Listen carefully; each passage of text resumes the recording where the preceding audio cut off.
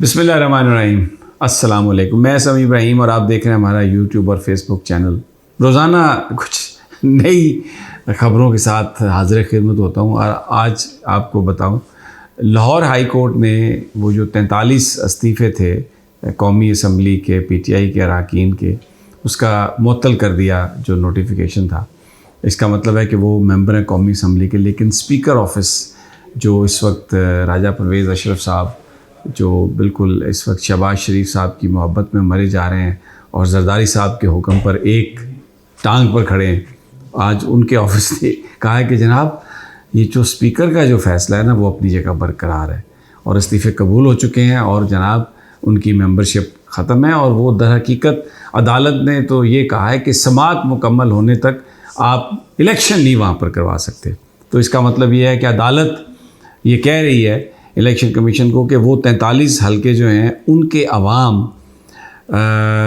حق کے نمائندگی کسی کے پاس نہیں ہے اور وہ قومی اسمبلی میں اپنی نمائندگی کے حق سے محروم ہے. بھلا کورٹ اس طرح کا اللیگل آرڈر کر سکتی ہے؟ ہرگز نہیں. تو یہ جو اسپیکر آفس ہے راجہ پرویز اشرف صاحب، ویسے تو ہر آفس کی بے توقیری انہوں نے کی ہے، ہر آرڈر کی بے توقیری کی ہے، عدالتوں کے حکم ہوا میں اڑائے ہیں اور لوگوں کو پکڑا ہے، مارا ہے، پیٹا ہے. ہر جو ایکسٹرا جوڈیشل جو ایکٹیویٹی ہے انہوں نے کی ہے مبینہ طور پر، اور یہ بھی آج جو معاملہ ہے یہ بھی ایسے ہی ہے.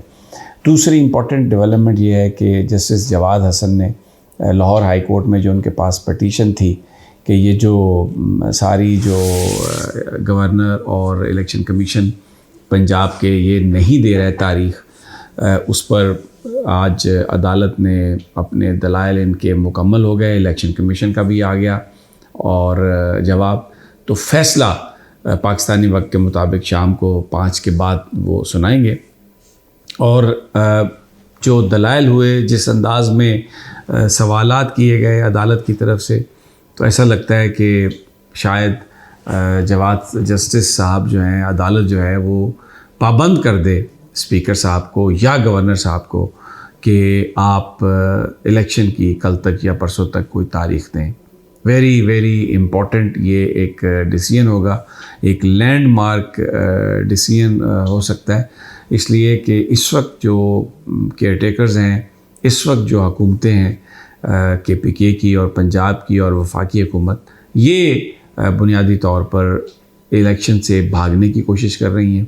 1,05,000 اساتذہ کو بھرتی کرنے کی اجازت جناب وزیر اعلیٰ پنجاب نے مانگی ہے، اور حالانکہ جو نگران حکومتیں ہیں ان کا یہ مینڈیٹ نہیں ہے، نہ تو وہ ٹرانسفرز کر سکتے ہیں نہ ہی وہ پروجیکٹس کا افتتاح کر سکتے ہیں. اور اگر ٹاپ لیول پر کوئی ٹرانسفر کرنی بھی ہے تو اس کی باقاعدہ طور پر ریزننگ دے کے تو الیکشن کمیشن سے اس کی اجازت مانگی جاتی ہے. لیکن کیونکہ یہاں پر الیکشن کمیشن اس وقت مکمل طور پہ اس حکومت کے ساتھ ہے، پی ڈی ایم کے ساتھ ہے، نون لیگ کے ساتھ ہے، تو جن حلقوں میں ضمنی انتخابات کا بھی اعلان ہو چکا ہے وہاں پر بھی آر اوز تبدیل ہو رہے ہیں، ڈپٹی کمشنر تبدیل ہو رہے ہیں، پولیس افسران تبدیل ہو رہے ہیں، اور پھر ایک منظم دھاندلی کا جو پلان بنایا گیا ہے اس کے ذریعے پنجاب میں خاص طور پر جو جونیئر آفیسرز ہیں ان کو سینئر عہدوں پر لگایا جا رہا ہے. گریڈ 18 کے جو آفیسرز ہیں ان کو گریڈ 20 کے ڈپٹی کمشنرز کی جگہ لگایا گیا. اسی طرح جو پرنسپل سیکرٹری ہیں اس وقت چیف منسٹر کے، 19ویں گریڈ کے آفیسر ہیں سید سمیر احمد، ان کو لگایا گیا. یہ 21ویں گریڈ کی پوسٹ ہے اور ان کو وہاں پر لگا دیا گیا. تو آج جس طریقے سے چیف سیکرٹری اور پنجاب پولیس کے آئی جی عدالت نے جب ان سے پوچھا تو وہاں پر ان کے پاس اس کے علاوہ اور کوئی چارہ نہیں تھا. انہوں نے کہا جی آپ عدالت جو ہمیں کہے گی ہم وہ کرنے کے لیے تیار ہیں. تو اس کا مطلب یہ ہے کہ کوئی ایک بڑا فیصلہ. اچھا، اب ایک اور بڑا سوال جو کھڑا ہو گیا وہ یہ ہے کہ یہ جو موجودہ نگران سیٹ اپ ہیں، جس طریقے سے انہوں نے وکٹمائزیشن کی ہے، جس طریقے سے لوگوں کو پکڑا ہے، مارا ہے، پیٹا ہے، اپنی مرضی کی تعیناتیاں کی ہیں، تو ایک بڑا سوال یہ اٹھ گیا ہے کہ کیا یہ جو نگران سیٹ اپ ہے یہ اب اس اہل ہے کہ یہ ایک غیر جانبدار اور شفاف انتخابات کروا سکے. بہت ہی یہ امپورٹنٹ سوال ہے. اور ایک اور لارجر بینچ ہے 5 ممبر جو علی باقر نجفی صاحب کی سربراہی میں لاہور ہائی کورٹ میں یہ جو ٹرانسفر پوسٹنگز ہوئی ہیں ان کے حوالے سے وہ پٹیشن ان کے پاس زیر سماعت ہے اور وہ بھی ساری تفصیلات لے رہے ہیں. اور یہ جو وکلاء ہیں جن بھی لائر سے بات ہوئی ہے ان کا یہ کہنا ہے کہ اس بات کا بہت قوی امکان ہے کہ آئین اور قانون کے مطابق یہ جو ساری ٹرانسفر اور پوسٹنگز کی گئی ہیں ان کو انڈو کر دے 5 ممبر جو لارجر بینچ ہے لاہور ہائی کورٹ کا. And it will be very interesting scenario. ابھی اس وقت جو صورتحال ہے اس میں حکومت جو بھی اقدامات کر رہی ہے اس میں کہیں پر بھی ایسی کوئی بات نظر نہیں آ رہی کہ جس سے انتخابات کا انعقاد ہونے والا ہو یا یہ حکومت انتخابات ان کی کوئی پریورٹی ہے. دوسری جانب جو نیب ترامیم کے حوالے سے سپریم کورٹ آف پاکستان میں جو مقدمہ اس کی سماعت ہو رہی ہے تو اس میں بھی جو آج آبزرویشن آئی ہے وہ پھر اس کے مطابق عمران خان صاحب اور جو پارلیمنٹ ہے اس کی اہمیت اور جو اس وقت ملک میں سیاسی کشیدگی ہے اس کا ذکر اس کا کیا گیا.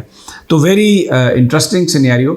اور اسی بیچوں بیچ جو نون لیگ کے اپنے اختلافات ہیں اس میں بھی روزانہ ایک نئی چیز آتی ہے.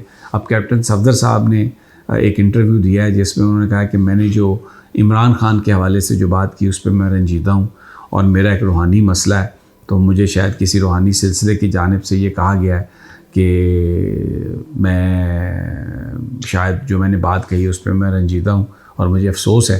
اور ساتھ ہی انہوں نے یہ بھی کہا ہے کہ یہ جو حکومتیں لینے کا جو ایشو تھا جس طریقے سے اس کو نکالا گیا اور یہ پی ڈی ایم کی حکومت آئی تو یہ بہت ہی یہ غیر مناسب ہے. ایسا نہیں ہونا چاہیے تھا. اور پھر خاص طور پر وہ لوگ جنہوں نے پی ٹی آئی کے ٹکٹ پر الیکشن لڑا تھا اگر پارٹی پر کوئی آ جائے مجبوری آ جائے کچھ مشکل وقت آ جائے تو کیا اپنی پارٹی کو آپ چھوڑ دیں گے؟ کیا اپنے قائد کو آپ چھوڑ دیں گے؟ ایسے جو لوگ ہیں ان کی سیاست میں کوئی جگہ نہیں ہونی چاہیے. اور انہوں نے مریم نواز کے حوالے سے جو بات کہی کہ میں نہیں دیکھتا کہ مریم نواز آنے والے وقتوں میں جلدی جو ہے وہ کوئی وزیر اعظم بن سکتی ہیں.